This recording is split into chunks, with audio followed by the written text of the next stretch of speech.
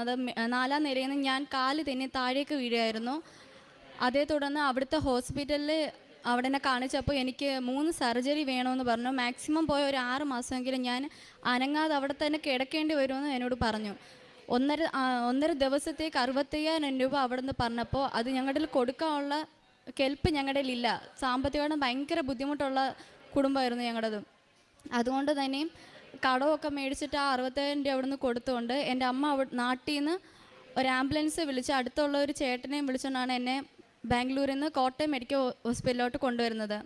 Medical ഹോസ്പിറ്റലിൽ കൊണ്ടുവന്നപ്പോഴും അവിടെ എക്സ്റേയും സ്കാനും ഒക്കെ എടുത്ത സമയത്തും അവരും പറഞ്ഞു 3 സർജറി എങ്കിലും മാക്സിമം വേണ്ടി വരും. നടുവിൻ്റെ സ്പൈനൽ കോഡിന് അകൽച്ചയും പൊട്ടലും ഉണ്ട്. 2 കാലിനും സർജറി ചെയ്യേണ്ടി വരുമെന്ന് പറഞ്ഞു.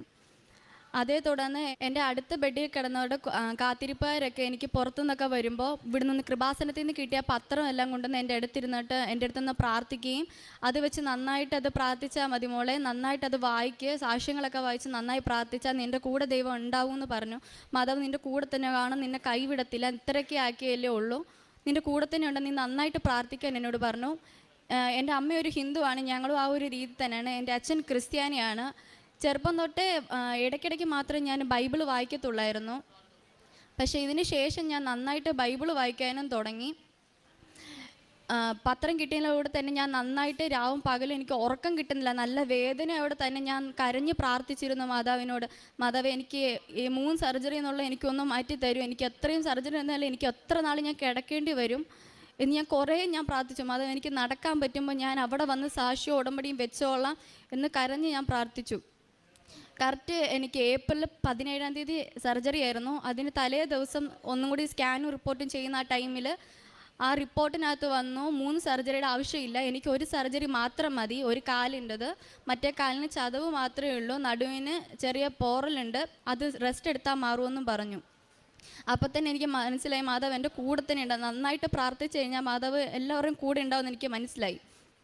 ഒരു ഹിന്ദു ആയിരുന്ന എനിക്ക് മാതാവിനോട് ഇത്രയും പ്രാർത്ഥിച്ചപ്പോൾ തന്നെ ഇത്ര അനുഗ്രഹം കിട്ടുന്നുണ്ടെങ്കിൽ ഞാൻ നന്നായിട്ട് പ്രാർത്ഥിച്ചു കഴിഞ്ഞാൽ എൻ്റെ എല്ലാ അസുഖങ്ങളും മാറ്റി എനിക്ക് തിരിച്ച് പഠിക്കാൻ പോകാൻ പറ്റുമെന്ന് എനിക്ക് മനസ്സിലായി.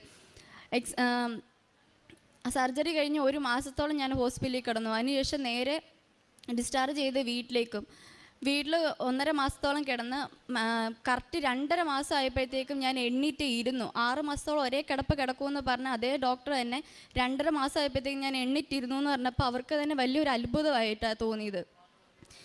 3 മാസം കഴിഞ്ഞപ്പോൾ ഞാൻ പതിയെ എണ്ണീറ്റ് നടക്കാനും തുടങ്ങി പറഞ്ഞാൽ എനിക്ക് നന്നായിട്ട് നടക്കാൻ പറ്റുന്ന ഒരു ടൈമിലാകുമ്പോൾ ഞാൻ മാതാവെ അവിടെ വന്ന് ഉടമ്പടി എടുത്ത് സാക്ഷ്യം പറഞ്ഞോളാമെന്ന് ഞാൻ മാതാവിൻ്റെ അടുത്ത്